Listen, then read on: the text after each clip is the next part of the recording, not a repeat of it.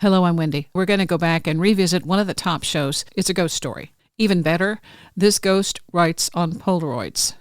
Joe Augustin's book is called Ghost Writer, the Polaroid Ghost, and Other True Tales of the Paranormal. He opens with his own paranormal history growing up in a haunted house, so he's got his own backstory. John Huckert lives in the Wright house, and he was there when the script developed on the first image. Lots of stories about what it was like to see the initial message and then observe as other groups came through and they showed up to investigate the case. They weren't able to debunk it. The story continues in a different form because that Polaroid film is no longer available. My favorite Polaroid is the one that says, anything is possible. Here's John Huckert. When he was about maybe a year old, kids babble, but when they first speak was when he was standing in the living room and he pointed into the hallway, where the bathroom doors where it opened, where Peter James says there's a vortex. He pointed in there and he said, ghost. His very first word was ghost. This Polaroid project is absolutely slam dunk. Thank you for talking about it. Introduce yourself. Absolutely, and thank you for inviting me. Yeah, my name is John Huckert, and I live in a house that is extraordinary, I guess is one way to put it. Gosh, I'm terrible at introducing myself. Okay, you're a filmmaker. Yes, yeah. Yeah, there you go. I'm an independent guerrilla filmmaker, and I have been for longer than I care to say, and I've made a lot of independent films. Some people might have seen some of them. Some have been on TV, and some are on Blu-ray, and I also write music for movies and theme songs and things like that, scores. So I've been doing it for my whole life, and I absolutely love it. The people who have come and gone through this house are creative people, and I do think that amps up the energy. I do, too. I do know back in the 60s, I think it was the son of Dana Andrews who used to own the house. I know in the 60s, apparently one of the Beach Boys would come by here and smoke dope. So I have a theory. This is completely me theorizing and has nothing to do with probably reality, but I like to think he got the inspiration for pet sounds at this house, or maybe they even wrote some songs here. I don't know. I also know the Beatles used to come up and down the street here. They went to a place close by here that they hung out in all the time, and the reason they come here is because nobody knows that this place is here. Mm-hmm. So, I like to think that a lot of creative things happened in and around here, but of course I have no proof that anything was written here by the Beach Boys. I harbor that at the back of my mind as a possibility. It adds to the ambiance. Yes. It does. The cool thing is there was some poltergeist activity in the house, and so that was kind of a known quantity. But when you showed up, that's when everything started to take off. Well, that's when it became concrete. Like, it was always here, but that's when the visual evidence started showing up. That's when it was pretty amazing. Before, there's a lot of things happening here, even long before I got here.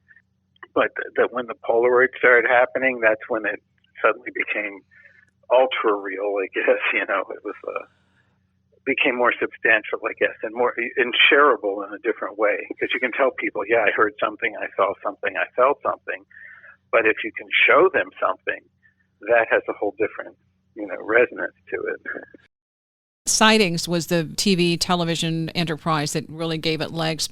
There were a number of shows that came in. One of the reasons we originally, John and I didn't tell anybody for 3 or 4 months. It started in March of 92, and I believe, as I remember, it was June of 92 when we finally shared it with some friends.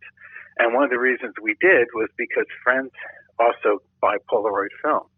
When Sightings came in, it was a field day. They brought a giant box.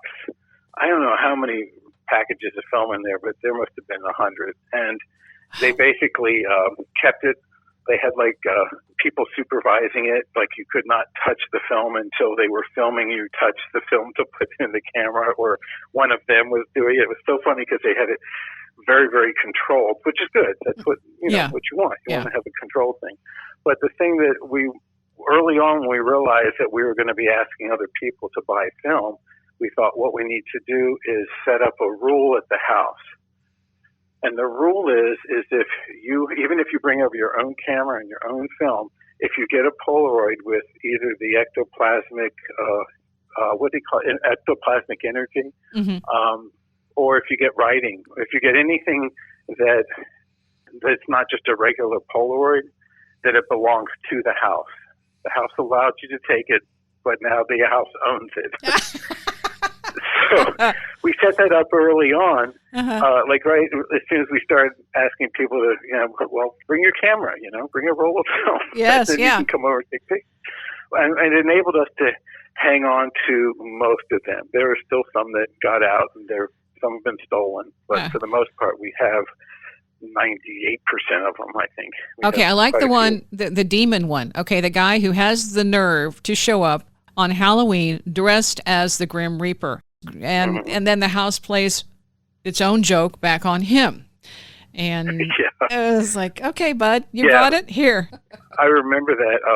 That was the last Halloween party we had, because it used to be the cool place to come to for a Halloween party, but then when you start having 200 people showing up for a party that you invited 15 or 20, and you don't know who these people are, and then little things start disappearing around the house, little tchotchkes and stuff like that. You're going, okay, something's going on.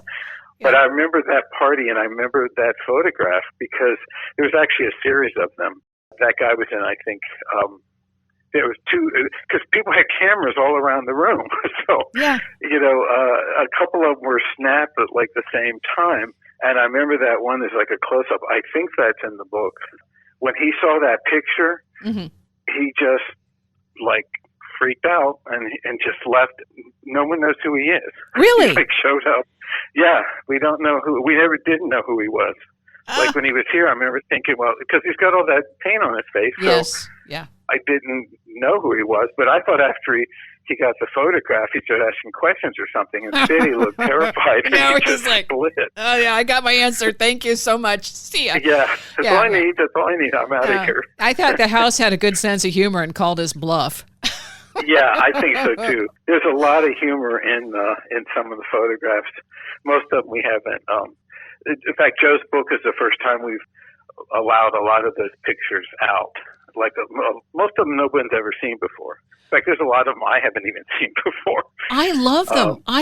And not only that, when you go through here, the psychic that was there, Peter James, he's in several of these pictures, and obviously the house liked him. Oh yeah. There was a good rapport.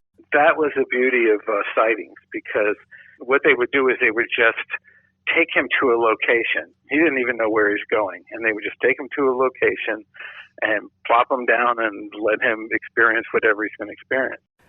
And I still remember in the Sightings episode, I was watching them filming him walk up the path, and you see him, and that's the first time I saw him walking up the path. And I remember he came in and said, I've never seen anything like this, and I'm not saying I don't believe it, but I am very skeptical. And then as he went on, it was really fascinating to watch him transform. At one point, he was talking, his legs were shaking, and he's talking about this body that's buried under the house, and showed us exactly where it is, and said he staked his entire reputation as a psychic on the fact that there's a body buried under our house. He became a good friend, and that's the best thing about Sightings is we got introduced to Peter James, and we stayed friends with him up until he died. In fact, the last time he was here, right before he died, there were pictures in the book of him. That was quite a session. Quite a number of pictures were taken. We've shared, I can't remember how many are in the book. There's a few. It was interesting because it was saying things to him specifically about rethinking his belief and stuff like that. And it's something about, I can't remember, like expanding the realm or something. But we realized, looking back on it, that it was basically prepping him for what was coming next for him. That's what we thought. Yeah, I agree. I agree. Well, earlier you talk about this in the book.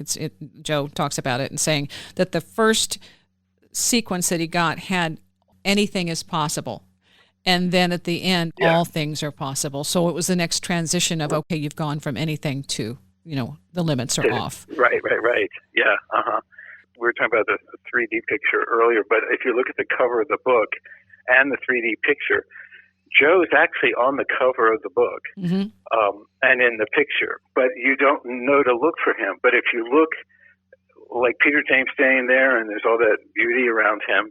Right behind him is a doorway, and it's and a couple of windows. And if you look through the window, there's a person standing there. That's Joe, the guy who wrote the book. Okay. Well, that's subtle. Isn't that cool? Yeah, it's so subtle that you don't even notice there's anybody there. No, it's a completely, okay, so hidden in plain view, kind of. And exactly, but that's the author of the book. He could be a ghost. So. He could, yeah.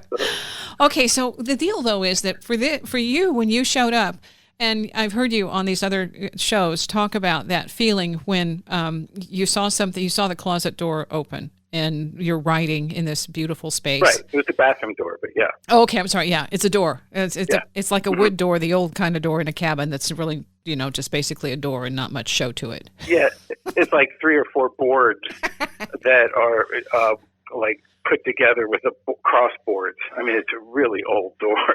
And it's heavy. They don't make doors like that. It's heavy. Yeah, it was heavy. Yeah. So when this door opens, you're like, you're trying to make it go away in your mind, just saying, well, I didn't see that really. And then it happens again. Well, the interesting thing is that for the door to open, like when you would go to open it, you'd have to kind of lift it up because it scrapes on the floor. In fact, the marks are still on the floor from the scraping of this door over all these years. Mm-hmm. So for it to open by itself was kind of extraordinary. You know what I mean? Something's making it open past where you could open it unless you lift it up. When it first started, I mean, I just sent something and I took a picture and nothing, and I felt silly. And then when the door opened, like I'm watching it open, like hearing it and looking up and seeing it, I'm like, oh my God. So I thought, well, maybe now I'm supposed to take the picture. But I got really super nervous because it was so crazy that I actually snapped a picture of the top of the TV set. Mm-hmm. Like I was shaking and I snapped a picture and I'm like, oh God. So I just calmed down. I took a picture, and the first one was that really scary, funny, Caspery kind of ghost. Yes. And I mean, wow, first shot. That's great. That's an entrance. Yeah. It was a great entrance. You're absolutely right. What a great entrance. It's like, it's obviously trying to get our attention, but is it trying to scare us or laugh at us? Yes. You know what I mean? Because it's so obviously trying to be scary, but somehow it's like funny at the same time. It's like, give me a break. I'm trying to be spooky, okay? I'm trying. This is it. I'll work on it. Exactly. Go back in the bathroom and practice.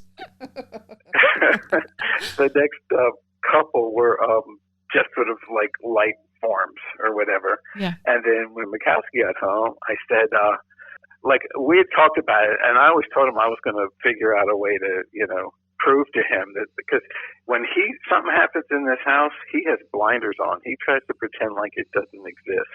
And he's still that way, even though he has so much stuff happen to him all the time, and he's witnessed so many things, but it still somehow makes him kind of nervous. Yeah. Even after all these years. So anyway, when the Polaroid started, I showed to him. He goes, wow, how'd you do this? I said, well, this is what happened. The door opened. I snapped a picture. And he goes, well, go over there. Let me take a picture of you. At that point, I'd closed the bathroom door, and he got some lights and, the movement or whatever. Right. And then while we're standing there watching it develop, the bathroom door opens again while we're both there. Yeah. And I'm like, oh, shit. So I took a picture, and it has this sort of like a mummified, it almost looks religious to me. It's like this beautiful hovering shape of a body, sort of.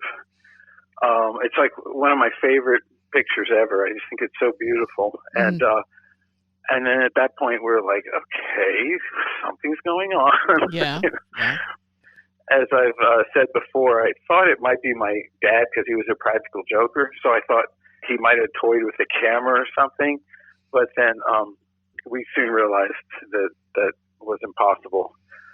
It took a while before we got more film. It was a couple of weeks. And then we kept getting them. And then after about, as I said, I think it was 3 months. It was whatever, March to June, how many months that is. That's when we decided to share it. But at this point, all it was the light forms and shapes, and Peter James would call it, I think, a burst of spectral energy. Or, he would say, give us descriptive ways of describing what was on the film. And then we invited over 3 or 4 friends, and we were showing it to them. And then I believe it was Rick said, is he here now? And then I don't remember if it was Rick or Ross. One of them grabbed the camera and took a picture. I know it wasn't me because I'm in the picture, and Mikowski's in the picture, and our neighbor across the street, she's in the picture. So whoever else was there snapped the picture. Then at some point we realized it wasn't just the light forms, it was actually a word. And then we had to, reverse engineer and go, okay, what does this say? And then what did we ask? So we realized it said the word yes, and that Rick had asked, are you here now? And of course, that just opened the floodgates. For all of you to have that experience together and realize you've made contact. Yeah, it's one thing, because I've always thought of ghosts as imprints on the landscape, sort of like a tape recorder playing it over and over again. So when you see something moving across, it's like it's always going to do that same movement, and you're always going to see it in certain places because that's where it imprinted on the land. A residual haunting. Yeah, a residual thing, yeah.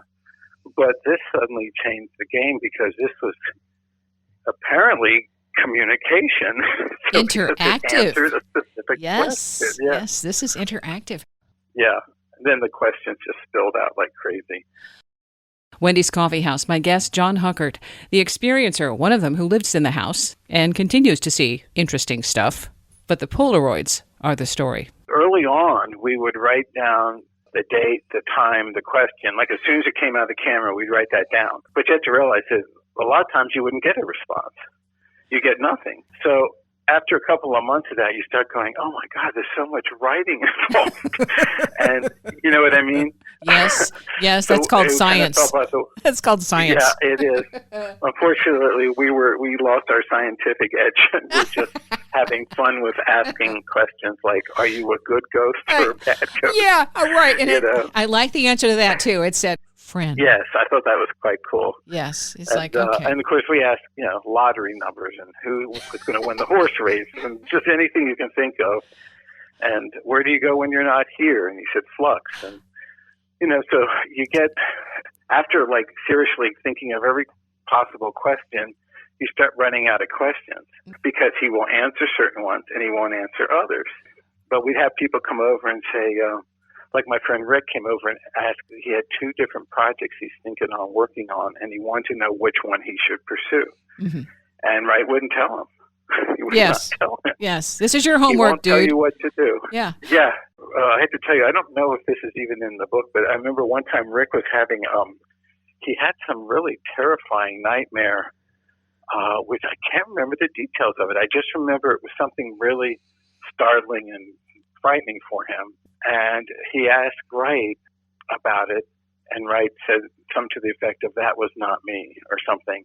And then that actually scared Rick more because it's like, okay, so it was you. Oh, my God, who was it? You know what I mean? Yes, the unknown.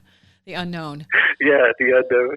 You talked about where the ghost goes in between. There was another interview you did, and I thought it was really a fun one, Death Valley Girls podcast, and this had to do with questions that Bill Murphy was answering, and he's a researcher, paranormal researcher, and he sat in with you on this interview, and that flux thing came up. And then what I thought was so interesting, she gets, the interviewer is interrupted because she got from her sister a text that talked about corn dogs.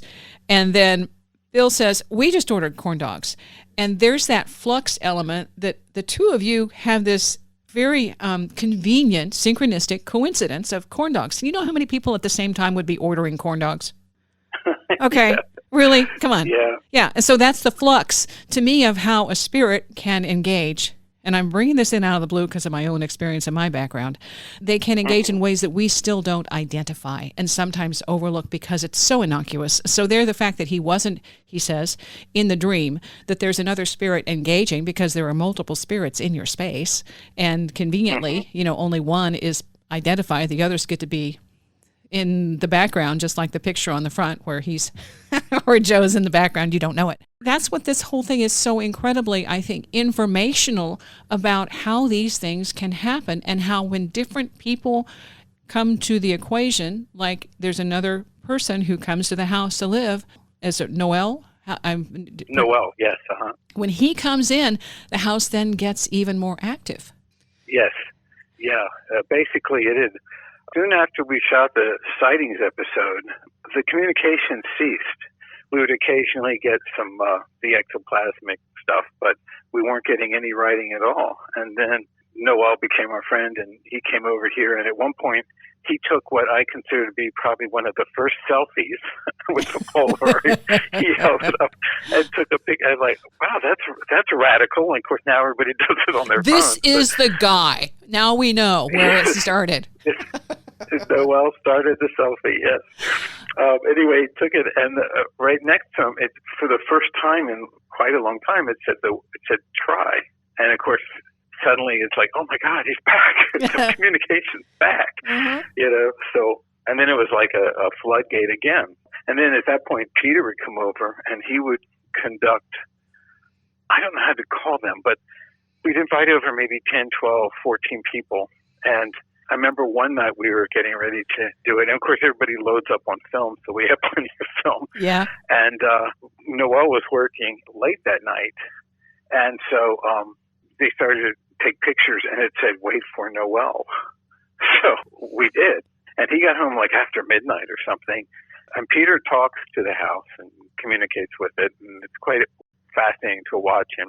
And then him and Noel and Peter, Wright and Noel and Peter all had a conversation amongst all of us.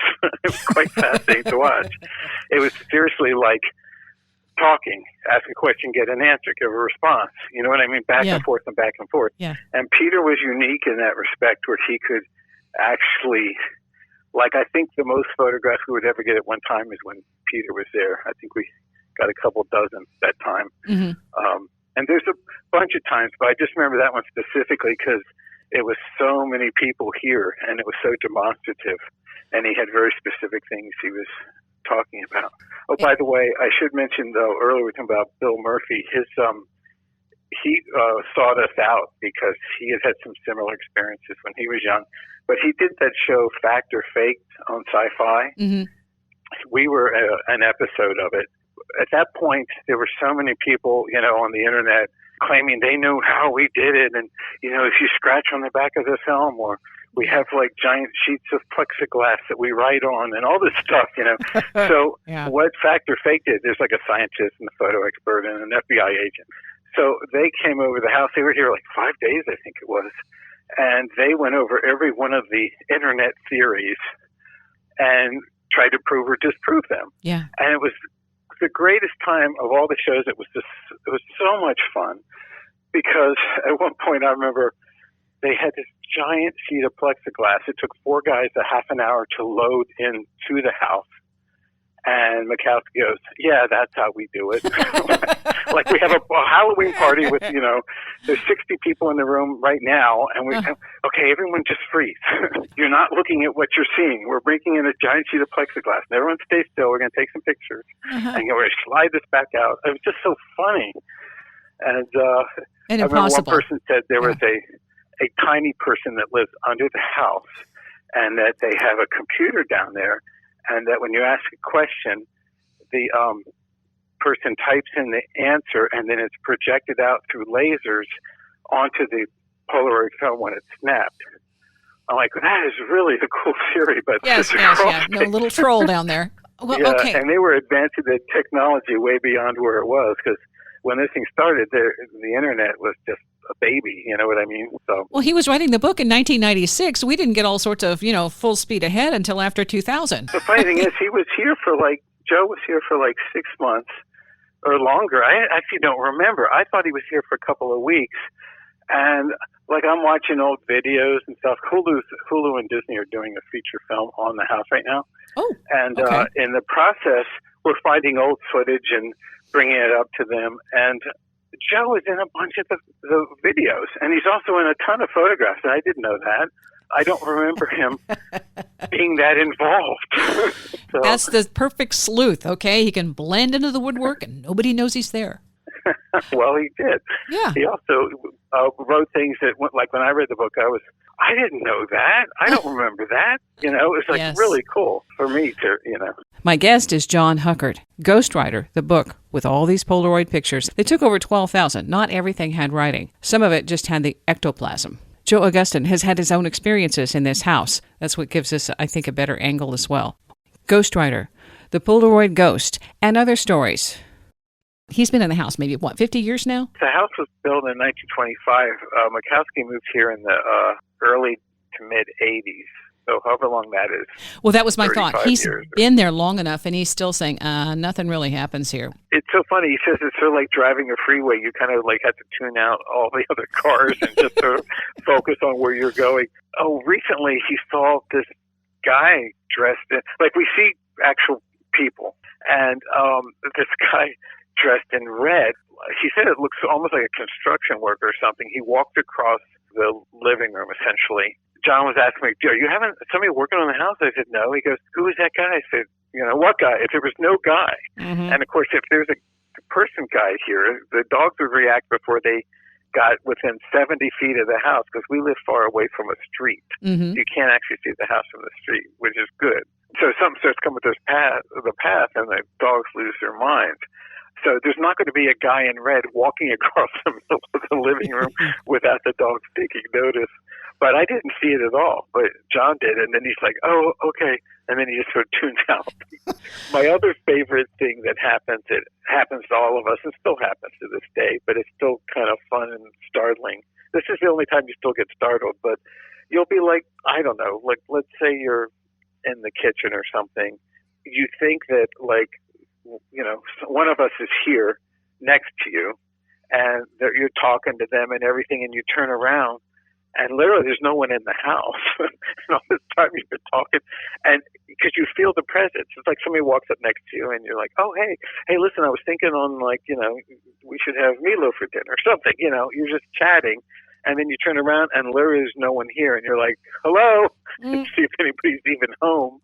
And that just happens all the time, and it's funny to me because the presence you're getting is not always a corporal one, a physical body one, is what I'm trying to say. Right. So it's kind of fun. It's active all the time, constantly, and that's what I'm saying. If you ever come over the house and you're sensitive, as I tell people, it's not a performing monkey. No. It's just here, and certain times you'll feel it, and a lot of times you don't feel anything. But if you're sensitive to it, you would probably pick up something fairly quickly. Like I said before, we were talking about the shadow person. It's like, okay, I don't have to travel.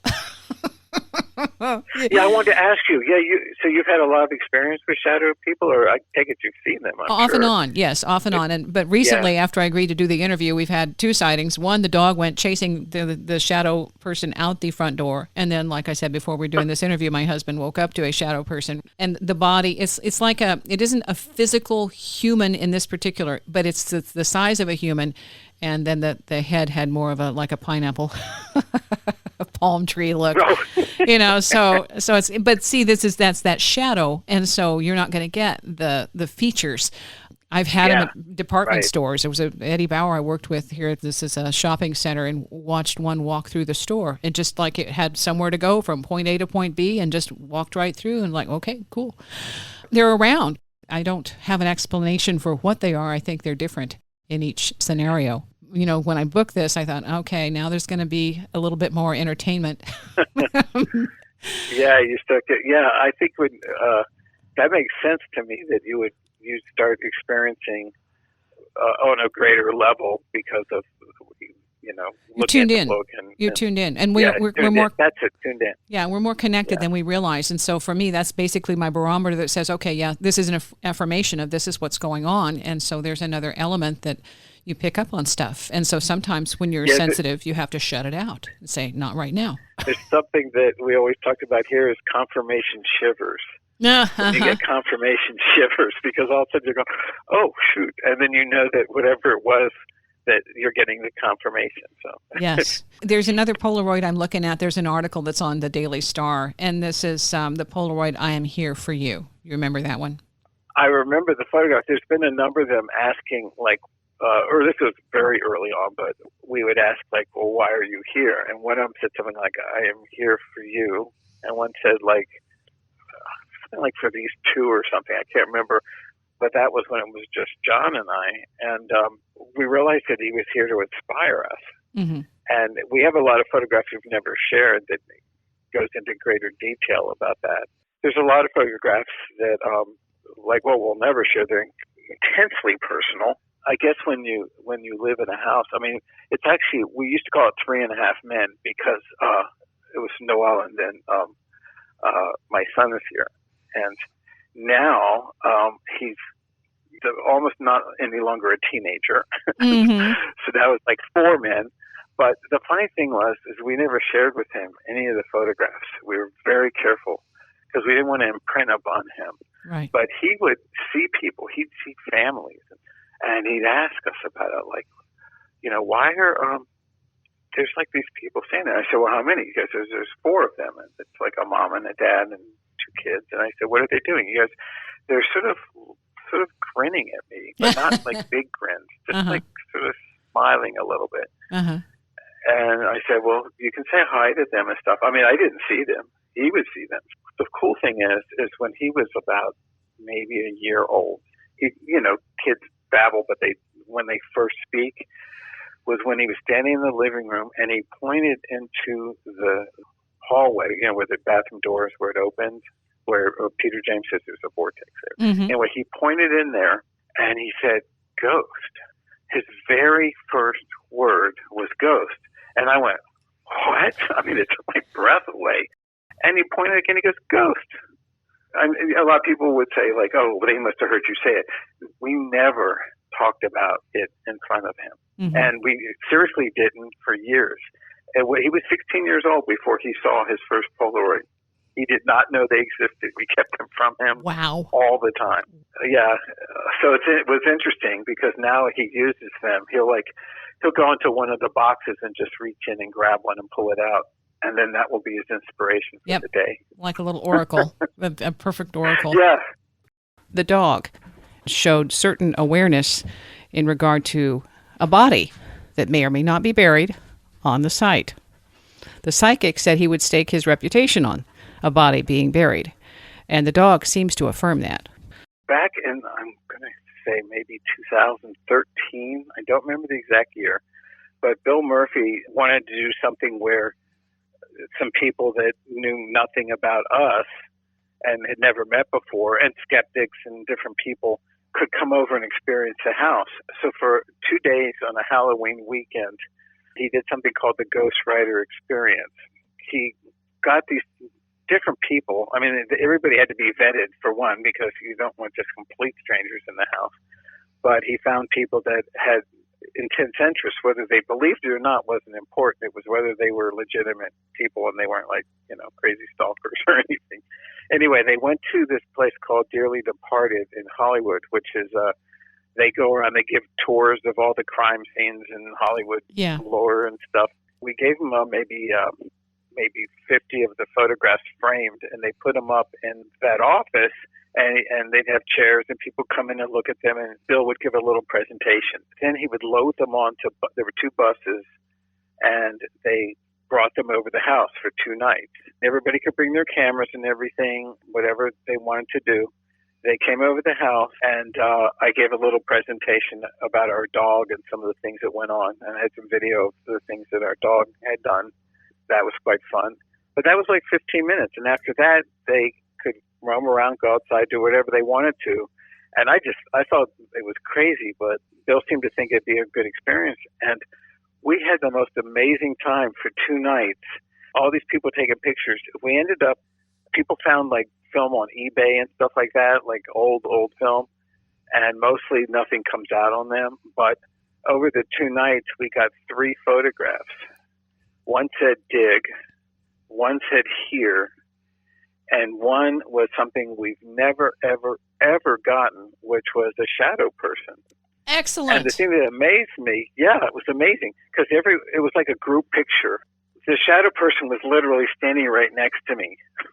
And it's so weird because I didn't hear about it for like a week, and Bill calls me and goes, John, they actually got some pictures. And because he was in charge of collecting everything, and he got hold of the pictures, and about a year and a half later, I finally got to see them. Oh, my. I was amazed because we've seen shadow people for years, but it's hard, it's like shadows in the middle of the room of a person. They move, and they don't move across a wall. They move across the middle of the room or wherever you happen to be. And your pets can see them too. Some of them. The current animals are two of the, as much as I love them, they are just not bright animals. They're two of the dumbest animals. And on occasion, one of them will stare into the vortex, which is it's in the hallway in front of the bathroom. Uh-huh. And they will stare or start barking at it. That's happened maybe over the years, maybe 5 or 6 times. It's extremely rare. They seem to be oblivious of almost everything. But our dog Freddie, he was a border collie, really highly intelligent, and that dog reacted to this house in unbelievable ways, and was very aware of what was here and what was going on. But where that dead body was that Peter James talked about under the house, mm-hmm. the dog could never walk across that space. Sometimes he'd turn backwards and he'd walk slowly in a semicircle around it. Other times he would go up to it and then he'd leap over it. But never would that dog walk where that space was, where that energy was, which is exactly the space that Peter James is. He's affirming. Yeah, he's affirming that. He's saying, okay, guys, believe it or not, but I'm not going there. Yeah, he sensed there was an energy, and he was sensitive to it. Yeah. Whether it was good or bad, I don't know. But and there was an area out back that he would not go. He literally would lose the ability to walk, and he'd be pulling himself from his front paws to get out of the space if he ever would go into it. It was just, and we have this on video, and when we show it to people, they're like, "Oh my God, that's impossible!" Yeah. And that's like a portal. No, that's a portal. That's like, when people, David Paulides wonders where people end up, and if they go in there, well, that's what happens. You don't come back out. Word of the wise, don't investigate without a friend on the other side to pull you back through. To pull you back through, yeah. Well, if you're ever in L.A., you're welcome to come by the house. And clearly you're sensitive, and that you would pick up. It's funny because we do invite people over. We don't do the psychic associations or anything anymore. I mean, we did all that back in the 90s and stuff, and met a lot of fantastic people. But it's funny because some people come in, everything's normal, and all of a sudden it's like they pick it up or they sense it or they get hugged. Mm-hmm. We get hugged on a weekly basis here. It's literally like arms around you from behind, or squeezing a thigh or something, like saying it's okay, or you know what I mean? Yeah, it's because you're taking good care of the space. That's just a way it says thank you, and that's so you get the perks of that.